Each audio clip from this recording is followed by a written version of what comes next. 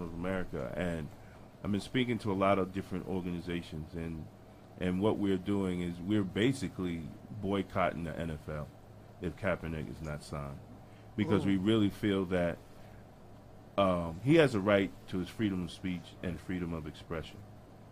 Now, it might cause people to be upset.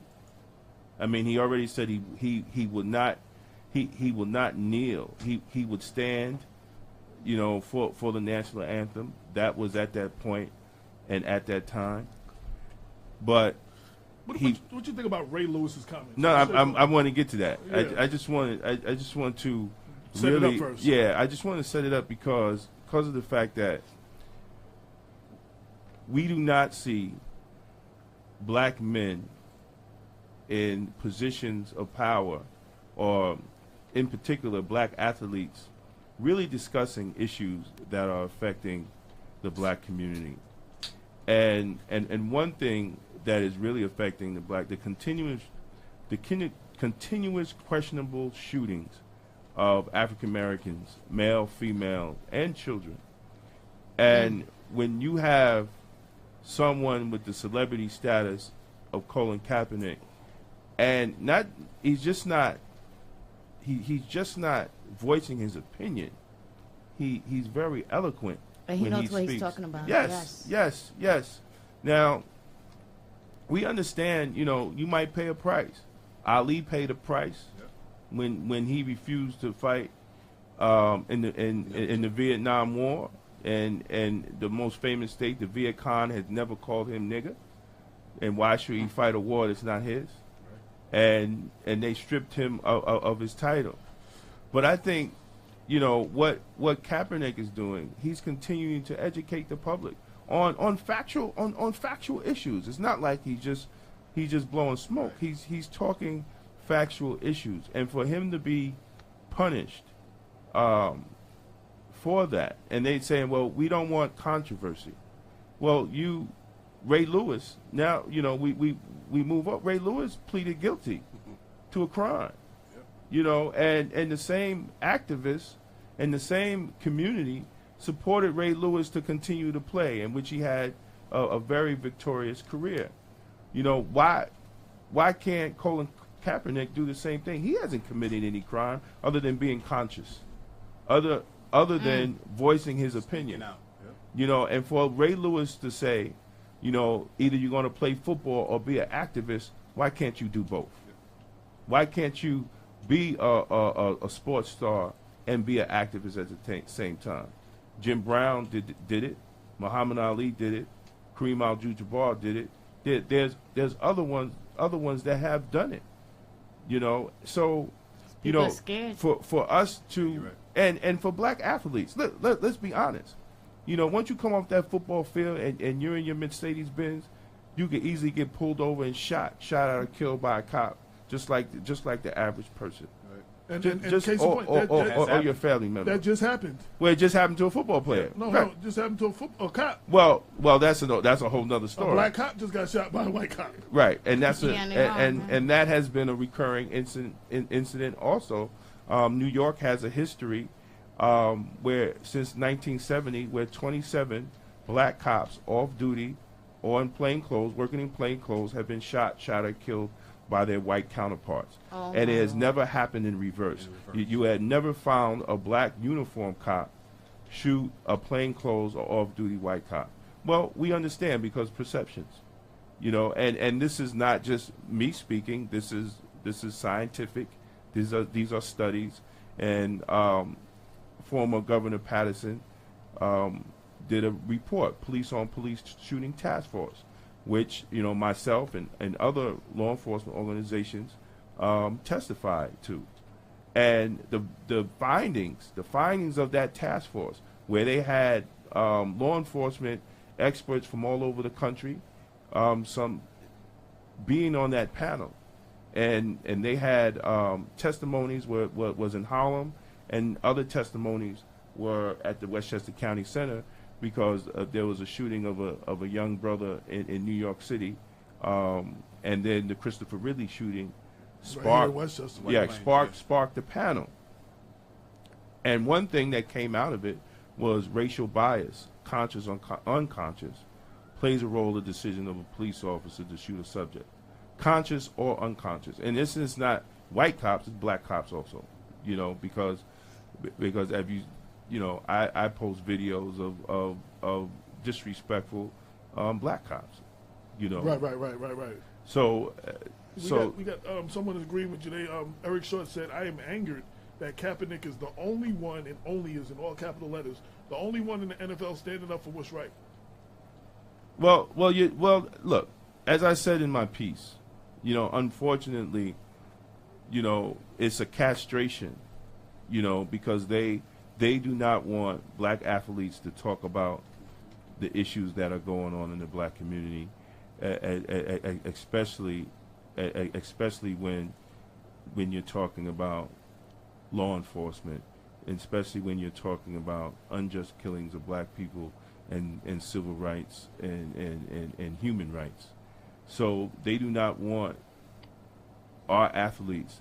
So basically, to either say, you know, and I keep it 100. Either you be a slave to the money, yep, right, or you be free. Now that's a hard pill to swallow. But I mean, they did it to Paul Robeson, one of our greatest, black scholars and one of our greatest athletes. You know, Paul Robeson. They did it to him. So, you know, to see what they're doing to Kaepernick, and it's not that he doesn't have the skills to be signed. I'm not a football fan.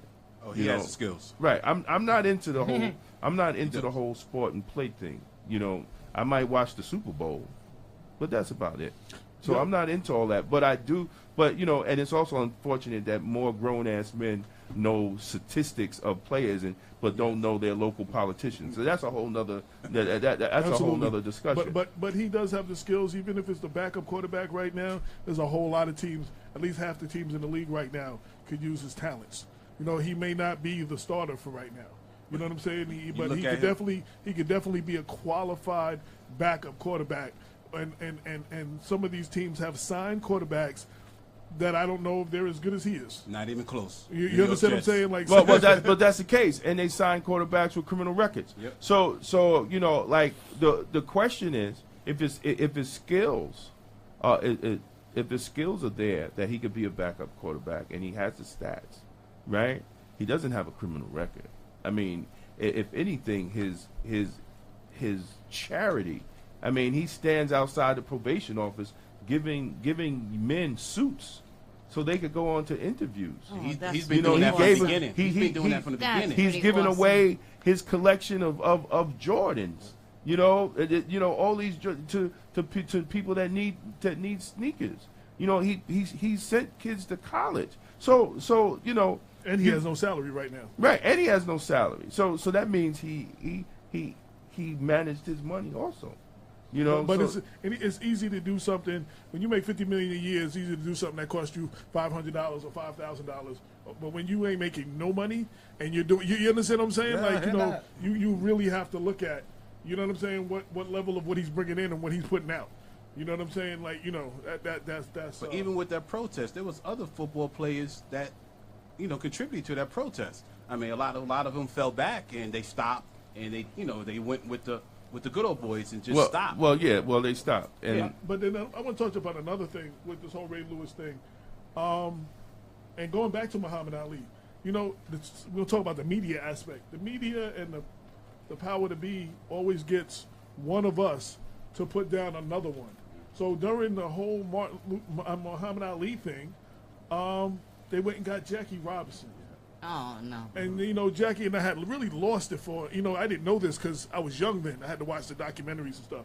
But, you know, Jackie Robinson, first black man to play, you know, baseball, so he had that certain level of whatever. And he was like, I don't know why he won't play for this country that allows us to make all this money to fight for this country. You know, like I'm just like, dude, like, you know what I'm saying? So, you know, they take somebody with some status to go after another one of us. Mm-hmm. You and know then what I'm they saying? laugh. And then they do this all the time. So Ray Lewis, who's been usually very outspoken against the system and about everything else, I really lose a lot of respect for allowing yourself to be used in this manner. Because he's getting a check. Yeah.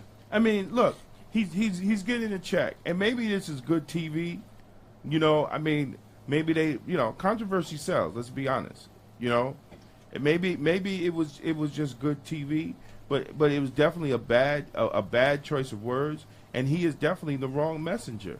You know, he's definitely the wrong messenger for it. But you know, it's just more athletes, you know, should step up.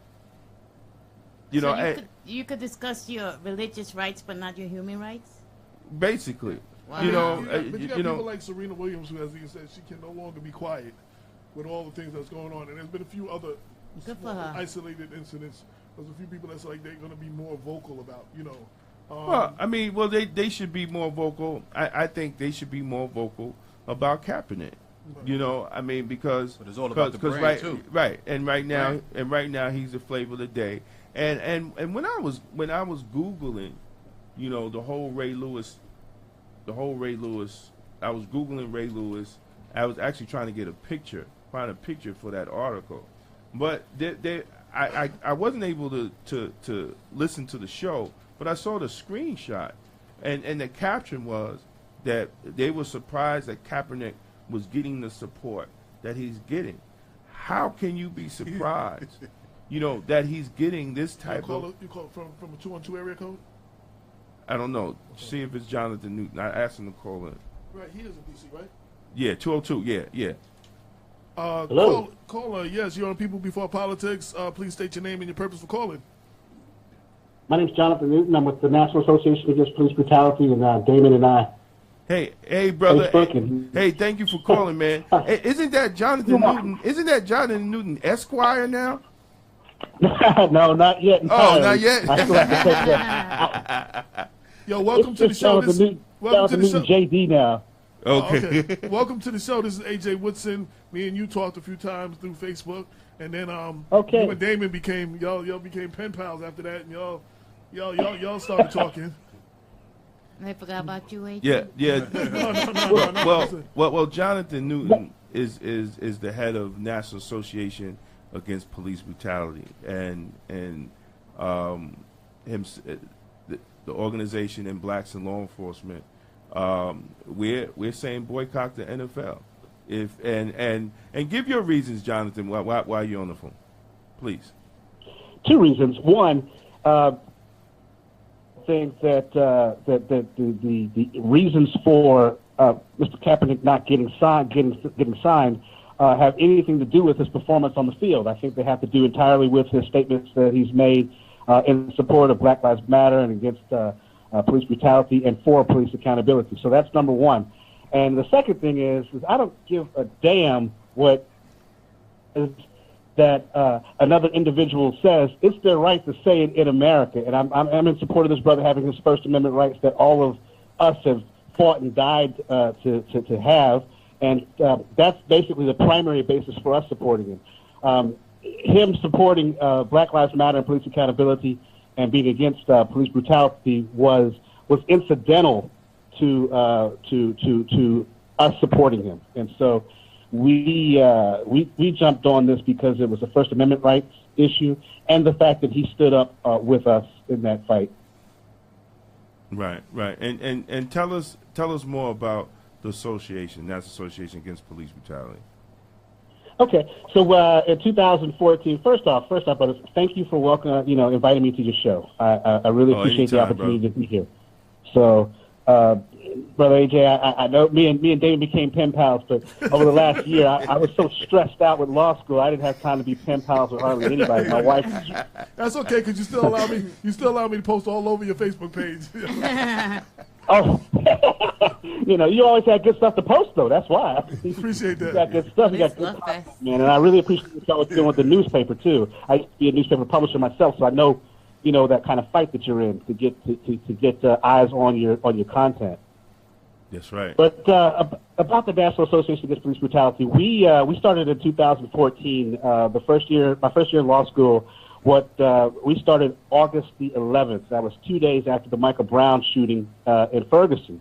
And so, I'm a former law enforcement officer, and there was two of us that were in the classroom when this incident took place. And right off the bat, it was a very heated conversation. There was a lot of ambivalence in the room. It was like, and so that going in the direction of, well, what are we going to do about it? Well, what are we going to do about it? And the more I got involved with understanding social justice and structural racism and the things that were happening with the legal system, I basically said, let's start an organization that tries to come up with policy suggestions. One thing led to another. We actually started the organization. We were going to sit around and write a bunch of policies and suggestions that were going to impact police accountability and hopefully reduce police brutality. And we put up a paper on our domain name that we had went and registered, NAAPB.org. And the paper, a lot, and I put my phone number on there like a fool. And folks started calling the phone number. But it was really good because it allowed me to see the need for an organization like this. And what we primarily did at that time, and still do, is we connect victims of police misconduct, police brutality with legal, spiritual, and wellness help. So we treat victims like real victims. We connect them with the help that they need. When these incidents happen, what we were finding out is that people don't have anywhere to go, nobody to help them with what's going on. And we started offering those services to people. The phone rang 800 times, over 800 times, and so we just stayed busy with it. And that's basically where we're at. That's good, man. That's good. But like I said, man, thank you for allowing blacks in law enforcement to join the fight with you in boycotting the NFL. I mean, it's like great minds think alike. I think we almost posted it at the same time. That we need to That's exactly right. That's exactly right. You posted it within like nanoseconds, so we were on the same channel at the same time. Yes, and thank you, brother, for joining the fight, man. The only national paper that has wrote about the boycott is the Final Call, and moving forward, and I do believe as we get closer to the start of the season, people will start talking about this boycott, and like I tell people, look, if you're a football junkie and you can't pull away, then boycott one of the sponsors. Boycott right.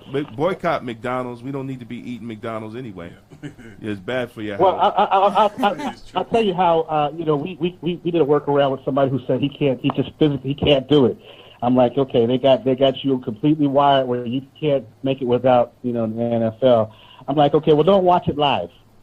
Right. There you go. Don't watch it live. That's right. Come back and watch it the next week or 2 weeks later. Because a lot of their information is based on it's ratings. It's ratings, and so advertisers aren't going to pay for ratings when they're not seeing the viewership there. Right. Absolutely right. Don't watch it live. Absolutely right. And I was also told by some of my friends in the marketing business that the NFL viewership is down. That's right. It's down. That's right. So now the NFL, some of the managers were, correlating this down in viewership to, Cullen's stand last year. And so if they think it's down because of him standing, wait till they figure out how down it is because they're not allowing him to play. We've got some brothers who are already designing shirts with his number on it that have your organization, my organization, the logo on it, his name and everything. And we're going to try to replace this income with fundraising efforts for him to see. He's helped out a lot of organizations. Yes, sir. Right, and that would be great. And they forget to say that his jersey was the top selling jersey. So I don't understand how they can't correlate, having him on the team, because any team that he gets on, that jersey is going to sell out the roof. His number 7. San Francisco's number 7 was the top selling jersey. I think it's more that they do not like his stance, that they do not like a free speaking, well educated man, and that he's not bowing down. And basically shame on you, Ray Lewis, to sit there and tell him either you want to be a football player or activist. You know, Who I mean, the hell was Ray Lewis to be giving anybody any options about what they can be? And it's, I mean, you know, when did Ray get a brain? You know what I'm saying? I mean, Ray, it's either or. How about it's either, you know, how about he can be both of them? He can be a football player and an activist, like the other greats, like Muhammad Ali was a boxer and an activist. You know, I could just go on down the list, but who is Ray? Ray is in a search for significance, and this is his latest attempt at that, by making a statement into a relevant issue while he is in an entire world of irrelevance on Fox News Network. So unfortunately, I put out the woodwork, you know, trying to make themselves, you know, relevant by taking a pop shot at somebody like Colin when he's actually standing up for something that's right. That's right. That's right. Hey, thank you, Jonathan, for calling in, man. My time is up here. I'm going back on my hiatus. You know, I just came, but you know, I wanted you to call in. I wanted to be here. I wanted you to call in, but I you know, after you hang up, I'm gonna be like poof, gone, like a ghost, like ghost. Wait, what you mean? For how long? How long you gonna go? What do you mean? We'll talk about that offline, and you're gonna be like, you got to be kidding me, and you might want to catch a train. When I finish telling you, you'll be on the next train. To New York. I might be right behind you. Well, I do want to send out a shameless plug so that folks can at least register in the fight with us at www.preventpolicebrutality.org. We are building a database of lawyers, law students, individuals, organizations that want to jump in this fight with us. That's very important that we actually have the ability. Our platform allows us to organize all the way down to the county level. So, you know, we actually have it set up so that we can contact folks and mobilize them on the county level. So, again, it's at www.preventpolicebrutality.org. And anybody who didn't get that is on the screen right now. Thank you, brother. Okay. Thank you, brother. I appreciate it. And thank you for having me. Yes. Thank you for having me. And I shared it on your group. You just got to approve it, the actual show. Okay. All right, brother. Okay. Have a great day. Take care. Thank you. And a couple of quick shout outs.